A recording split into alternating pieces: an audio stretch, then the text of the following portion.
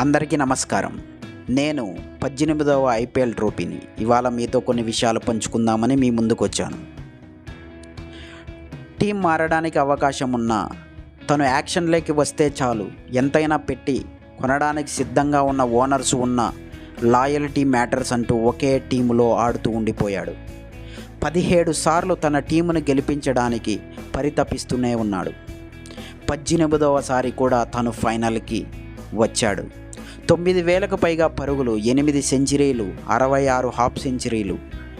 ఒక సీజన్లో highest scorer 973 runs చేసిన అతను ఫీల్డ్లోకి దిగితే ఒక చిరుత పులిలా, బ్యాటింగ్లో వెంటాడే సింహంలా, ఆనందంలో చిన్న పిల్లాడిలా, దుఃఖంలో చెమ్మగిల్లిన కళ్ళతో ఎప్పుడు ఫ్యాషన్తో ఆట ఆడే ఆ ఆటగాడు నన్ను ఇంతవరకు తాకకపోవడం నా దురదృష్టకరం. కనీసం ఈ 18వసారైనా ఆ ఆటగాడు నన్ను తన చేతిలోకి తీసుకొని ముద్దాడుతాడని ఆశిస్తున్నాను. ఇప్పటికే మీకు అర్థమై ఉంటుంది నేను ఏ క్రికెటర్ గురించి మాట్లాడుతున్నాను.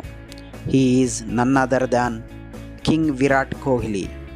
బాగా చదివే విద్యార్థికి చదువు అయిపోయిన తర్వాత ఉద్యోగం లభించకపోతే ఎంత బాధగా ఉంటుందో, బాగా పంటను పండించే రైతుకు పంట పండించిన తర్వాత ఆ పంటకు గిట్టుబాటు ధర లేక నేలపాలు చేస్తే ఎంత బాధగా ఉంటుందో, ఒక ఫ్యాషన్తో క్రికెటే ప్రపంచంగా నిరంతరం టీం కోసం పరితపించే ఒక క్రికెటర్ నన్ను ఇంతవరకు తాకలేదనే బాధ నన్ను ఎంతగానో కలిచివేస్తుంది. కనీసం ఈసారైనా నువ్వు నన్ను తాకుతావని ఆశిస్తూ all the best to entire team of RCB and king Kohli.